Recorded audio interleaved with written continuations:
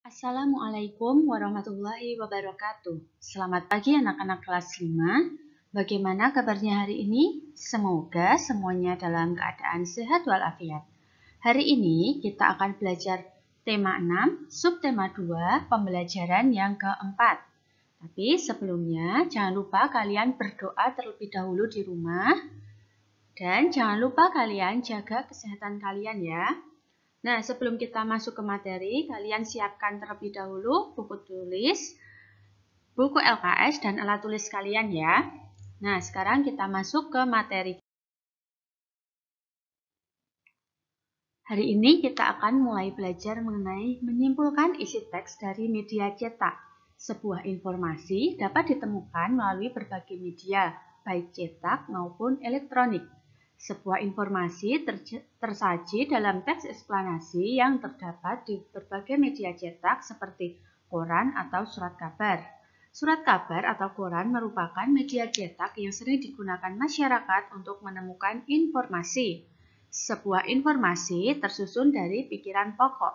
Pikiran pokok merupakan ide atau gagasan utama dari sebuah paragraf. Pikiran pokok dapat ditemukan di awal, tengah, atau akhir paragraf. Nah, untuk langkah-langkah menemukan pikiran pokok yaitu 1. Membaca keseluruhan bacaan secara seksama.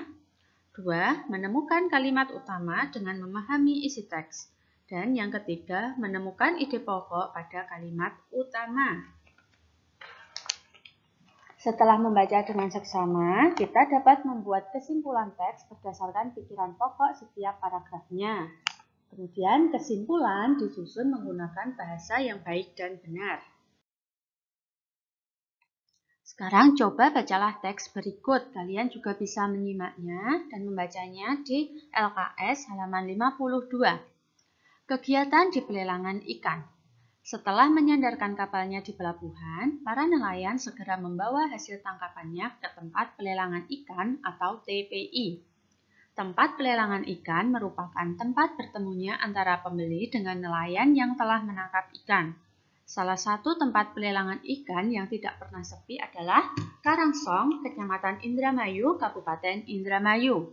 Pembeli ikan biasanya merupakan pedagang dari berbagai kota. Pembeli ikan akan menjual hasil tangkapan nelayan kepada konsumennya. Cuaca sangat mempengaruhi hasil tangkapan nelayan. Saat cuaca buruk, para nelayan dengan kapal kecil tidak ada yang berani melaut. Namun, para nelayan dengan kapal besar masih ada yang berani melaut. Cuaca buruk sangat mempengaruhi hasil tangkapan nelayan. Akibatnya, hasil tangkapan nelayan sangat sedikit. Kekayaan alam di laut harus kita jaga dan lestarikan. Para nelayan disarankan untuk tidak menggunakan zat berbahaya seperti bom ikan dan racun. Para nelayan memakai cara tradisional dengan menggunakan jala untuk menangkap ikan. Setelah perahu penuh dengan muatan ikan, nelayan segera kembali ke pantai untuk menjual hasil tangkapannya. Nah, dari bacaan teks tersebut kita dapat menentukan masing-masing pikiran pokoknya. Kemudian kita bisa membuat kesimpulan. Bu Indah beri contoh untuk menentukan pikiran pokok paragraf pertama. Dari paragraf pertama tersebut kita dapat menemukan pikiran pokok yaitu para nelayan membawa hasil tangkapannya ke tempat pelelangan ikan atau TPI. Selanjutnya untuk paragraf kedua dan ketiga coba kalian cari pikiran pokoknya. Nanti bisa kalian tulis di buku tulis kalian. Nah, setelah kalian menemukan 3 pikiran pokok tersebut, kita bisa menyusunnya menjadi sebuah kesimpulan dari bacaannya. Ini kalian tulis juga di buku tulis kalian ya. Nah, selanjutnya kita belajar mengenai pembangunan ekonomi di Indonesia. Tempat pelelangan ikan merupakan salah satu bangunan dari Pangkalan Pendaratan Ikan atau PPI. Tempat pelelangan ikan adalah tempat bertemunya penjual dan pembeli yang di dalamnya terjadi proses tawar-menawar harga ikan sehingga memperoleh harga yang mereka sepakati bersama. Nah, manfaat pembuatan tempat pelelangan ikan. 1. Memperlancar pelaksanaan pelelangan hasil tangkapan laut.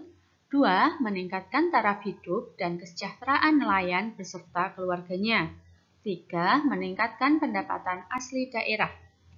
Kemudian tujuan pembuatan tempat pelelangan ikan yaitu 1.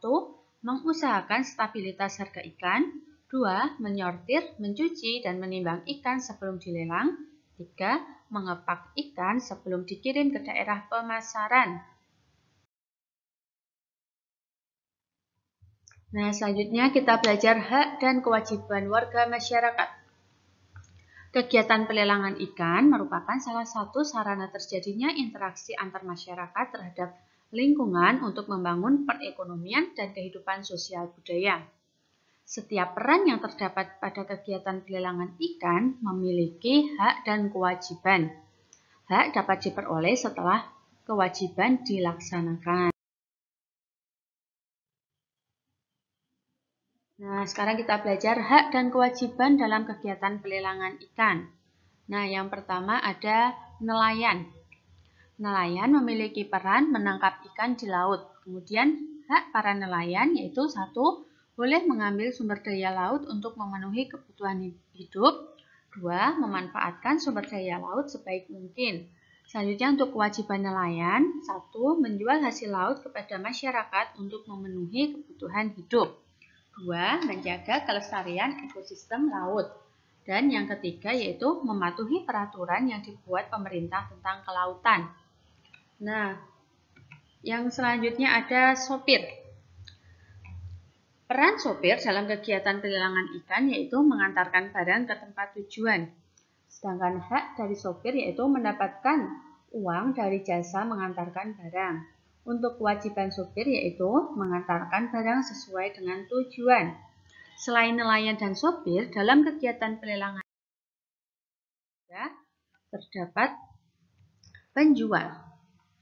Apa itu peran penjual? Peran penjual yaitu menjual barang dagangan ke pembeli. Kemudian hak penjual yaitu menerima sejumlah pembayaran atas barang yang dijualnya. Sedangkan kewajiban dari penjual, 1. Menyerahkan barang dagangan sesuai jumlah dan waktu yang ditentukan. Kemudian 2. Menjamin keadaan atau kualitas barang dalam kondisi baik. Selain penjual pasti ada pembeli. Peran dari pembeli yaitu membayar sesuai harga yang disepakati. Hak dari pembeli yaitu menerima sejumlah barang yang dibeli pada waktu pembelian. Untuk kewajibannya yaitu membayar harga pembelian pada waktu serta tempat yang telah ditetapkan.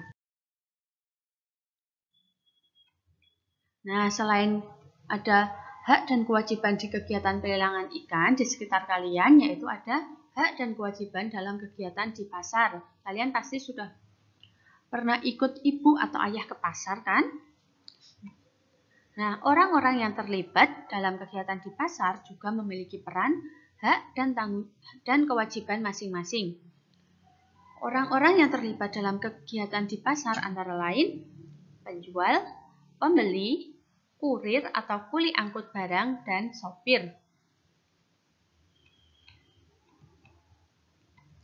Nah, sekarang kalian coba tentukan hak, peran, dan kewajiban dari masing-masing orang yang terlibat dalam kegiatan pasar. Kalian bisa menuliskannya seperti contoh peta pikiran yang ada di LKS halaman 54 dan 55. Kalau tidak cukup dituliskan di LKS, bisa kalian tuliskan di buku tulis kalian ya.